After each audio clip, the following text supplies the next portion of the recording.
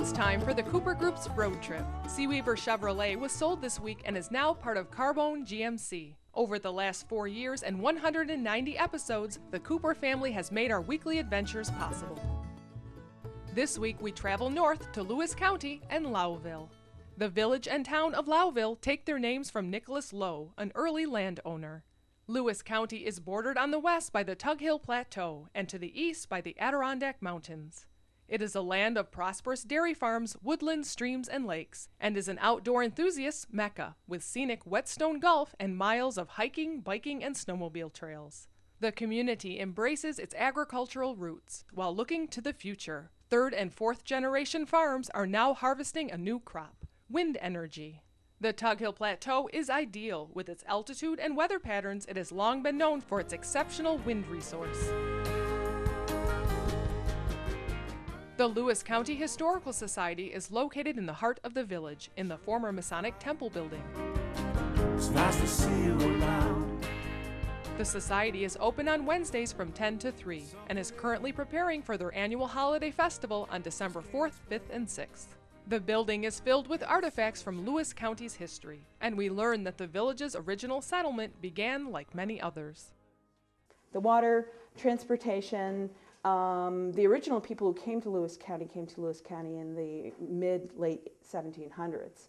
Lowville, people started drifting into in late 1700s. We were shipping things down into the Utica area that would get onto the barge canal and then be dispersed from there down into New York City, etc. Mm-hmm. One of the best known historians of northern New York was Franklin Benjamin Huff, who was from the Martinsburg, New York, Lowville area.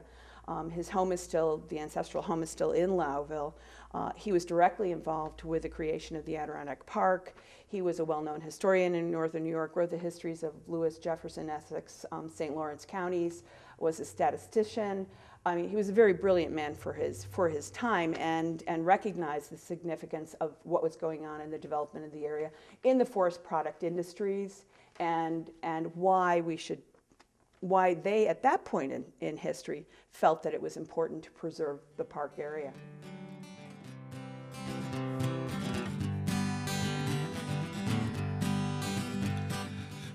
If you are a fan of the Adirondack Park, you can thank a fellow who lived here in Lowville.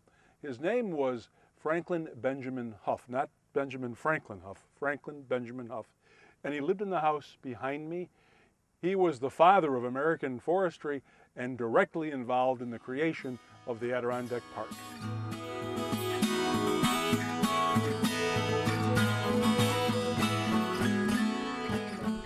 My director today told me that I could do some grandstanding, so here goes.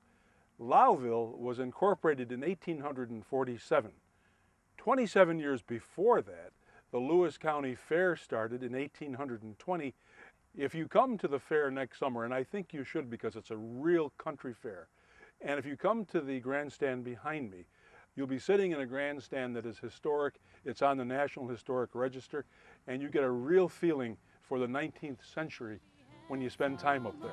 More to share. And when you get to heaven where the angels sing. Fresh air, clean water, and good old-fashioned country living are a good start to a healthy lifestyle. And shopping at Sweet Basil Health Food Store helps too. When you get to heaven where the angels. I think my goal here in this small community is to educate and inform the populace, to learn more about what their body's trying to tell them, because that is your benchmark, is your body, to listen to it, to understand it, and to be healthy from that point on. Your body is more knowledgeable than a professional who's trying to put chemicals in your body that your body doesn't understand what they have to do with it. That's why you have so many side effects. Whenever you take a chemical prescription, they list all of those side effects that you're going to have. If you take the right product for your body will tell you what you need and what it can use and how it can use it. We just haven't been educated in order to know what to put in our body to make us healthy and live longer. Brenda told me that we should learn at least one new thing every day. What I learned today was a new word, iridology, And you can learn all about it here if you come yourself. Iridology is the science of determining the body's health by looking at the eye, more especially the iris of the eye. They both point the blame, but it takes two to win the game of love there. Since 1830, Lowville has had its own newspaper. It's the Journal and Republican. So I had to ask the publisher today that in light of the recent election, will it now have to be called the Journal and Democrat?